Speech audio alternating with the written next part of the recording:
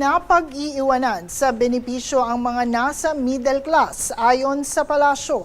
Isa sa mga binigyang pansin ng Pangulo sa kanyang SONA ang mga hakbang para sa benepisyo para mapababa ang electricity costs, tax reforms, relief and incentives, kasama na rin ang healthcare and medical and financial assistance.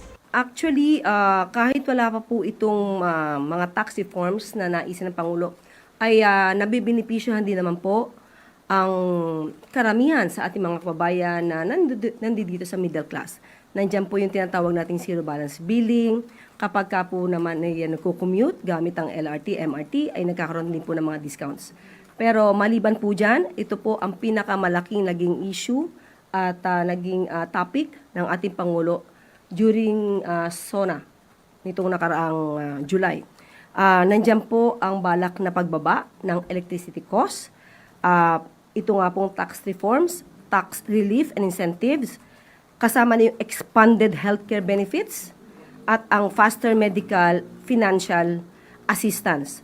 At lahat po ng mga programa na nais ang Pangulo na maipatupad ay makikita po sa website ng Pangulo, www.pbbm.com.ph. So, mas maaari pong makita dito ang mga naisin para makita ang buong programa ng Pangulo para sa mga middle income.